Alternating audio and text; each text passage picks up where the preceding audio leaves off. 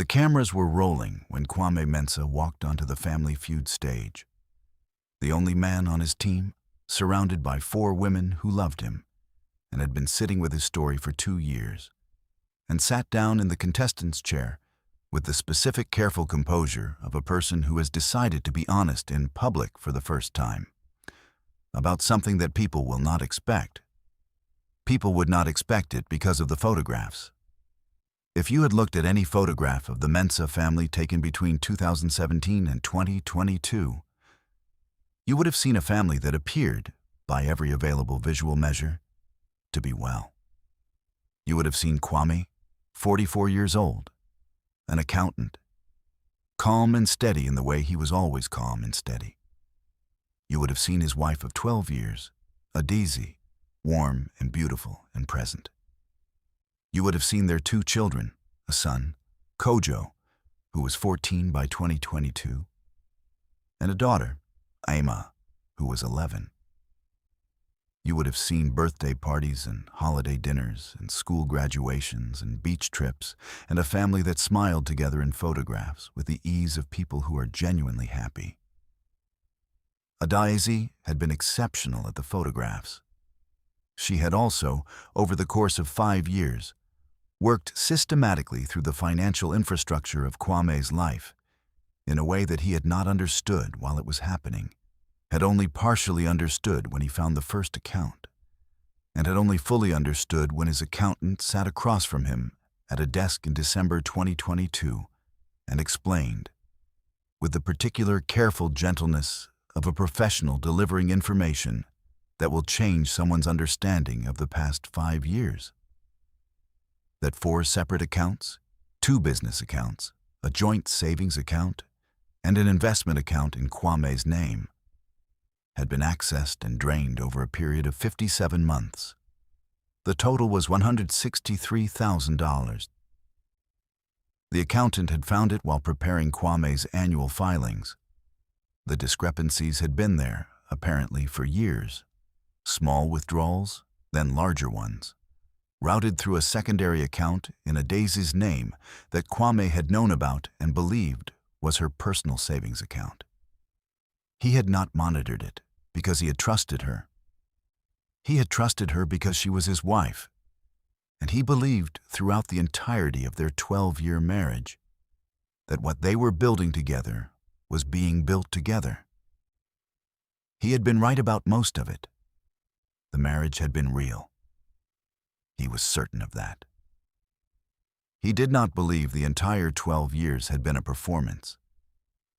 He had been in a real marriage with a real person who had also been doing something else at the same time, something that required the smile in the photographs to hold a different truth behind it. Daisy had not denied it when confronted. She had cried. She had said she had been afraid that they would not have enough, afraid that the financial stability would not last, afraid in the specific way of someone who had grown up without security and could not stop being afraid, even when the security arrived. She had said she had been saving. She had said she had meant to put it back. Kwame had listened to all of it. Then he had said, "The amount you took and the way you took it are not consistent with saving. They are consistent with planning." She had not answered that. The divorce had been filed in February 2023. Kwame had full custody of both children. By agreement, Daisy had moved to her mother's house in Savannah and had not contested the custody arrangement. The children knew that their parents were separating. They did not know the full reason. Kwame had made the decision to protect them from the complete shape of what had happened until they were old enough to hold it. His son Kojo, who was 15 by the time of the taping, had asked his father one question in the weeks after Daisy left. He had asked it at breakfast, without looking up from his cereal bowl, in the specific way teenagers ask the questions they most need answered. Did she love us? Kwame had put down his coffee. He had said, "Yes, I believe that fully. What happened is complicated and does not mean she didn't love us. It means she was also afraid in a way that made her make choices I can't excuse. Kojo had been quiet for a long time. Then he said, "Okay, that's enough for now." He had said it with the specific adult patience of a child who has understood more than they let on, and has decided to give their father the grace of a simple answer. Nobody in that studio knew that the man at the podium with the calm, steady face had been living inside a $163,000 silence for 8 months.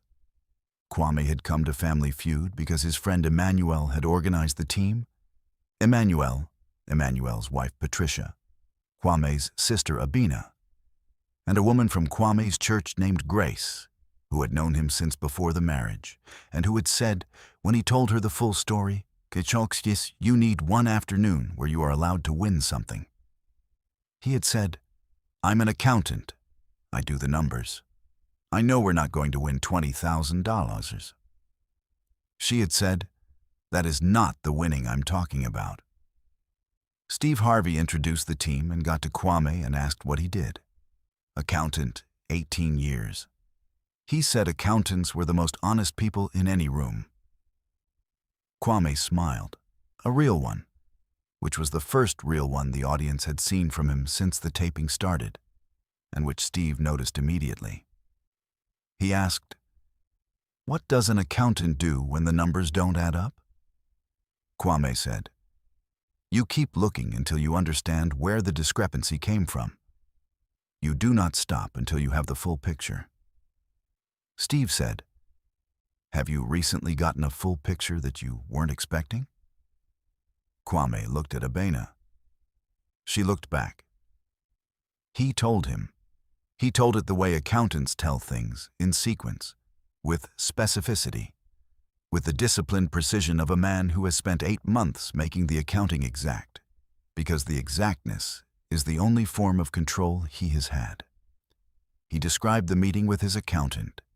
He described the $163,000. He described the 57 months. He described Adezi's explanation and his response. He described Kojo's question at the breakfast table and what he had said. He said, "The photographs were real. I want to say that clearly. The family in those photographs is real. My children are real. What we built together is real. And someone was also doing something else at the same time. Both things are true. I have been trying to live inside both things being true for 8 months." The studio fell completely silent. Steve Harvey had gone completely still. He was looking at Kwame with the specific attention of a man who is making sure he has heard every part of what was said. He said, very quietly, "Both things are true?" "Yes," Kwame said. "The family was real." "Yes." "And the $163,000? "Yes." 300 people did not breathe. The sound that followed was not applause. It was the specific sound of a room absorbing something that requires more than one emotion at the same time. "Let me tell you something," Steve said. He walked forward from the podium, unhurried. "An old man at a gas station told me once, 'Son, God's got a plan bigger than your pain.' I had nothing. I was trying to hold 2 things at the same time, the life I had believed I was building and the reality of what it actually was. And I understand that specific impossibility." He paused. "You said the photographs were real. I want you to hold that. The love in those photographs is not retroactively false because of what happened alongside it. Your children are the proof of what was real." Kojo's question at the breakfast table. Did she love us? And your answer to it. That was the most important accounting you have ever done. That is the number that matters. He stopped. He breathed. "But the $163,000 is also real," he said. "And I am not going to stand here and let the love story swallow the fraud story. Both deserve to be named." "Stop everything," Steve said. He turned to the wings. "We are stopping the game. This has never happened in the 45-year history of this show. He walked Kwame to the front of the stage and sat beside him and said, "What do your children need from you right now?" Kwame said, "They need me to be honest with them at the right pace. Not all of it now, but not none of it. They are old enough to hold a partial truth, and I owe them one." Steve nodded. He pulled out his phone. He called a family and financial trauma specialist his foundation worked with, Liv, on speaker. He explained in 5 sentences. 12-year marriage, $163,000 in financial fraud by a spouse. 2 children ages 15 and 11. Divorce in progress. Father raising children alone. The specialist said, "This is a dual trauma case. Financial betrayal compounded by family fracture. And the children need structured support for the disclosure process." She said, "I can work with this family." Steve arranged sessions covering both Kwame individually and the children together, all costs fully covered through his foundation. He then called a forensic accounting firm, 2 minutes, live, and arranged for a full audit of any remaining joint accounts and assets to ensure no further undisclosed transactions existed. He said, "The picture needs to be complete." But Steve wasn't done. He held up his hand. There was more.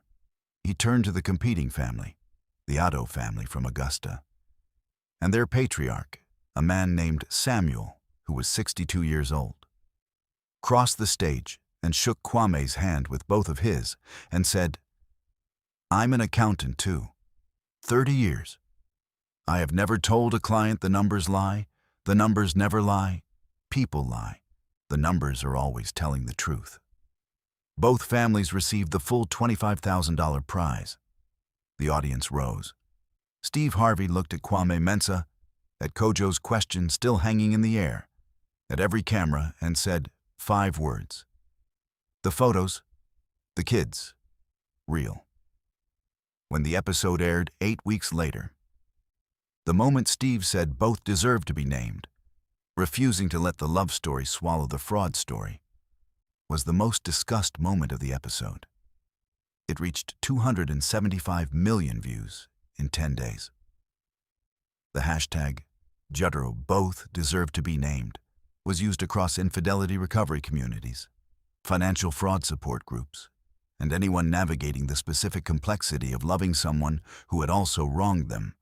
Family law attorneys, forensic accountants, and therapists working with betrayal trauma all shared the clip. 3 months after the taping, the forensic audit was complete. No additional undisclosed accounts were found. The picture was complete. 6 months after the taping, Kwame had the first of 2 conversations with his children about what had happened. He told them as much as they could hold. He used the language he had rehearsed with the counselor. He told them, "Your mother loved you. She made a mistake that was also a choice, and choices have consequences. And the consequence is that we live differently now. But you are not the consequence. You are the real part." Kojo had been quiet for a long time. Then he said, "Okay, that's still enough for now." Amma had said, "Are we still going to the beach this summer?" Kwame had said yes. She had said, "Okay, good."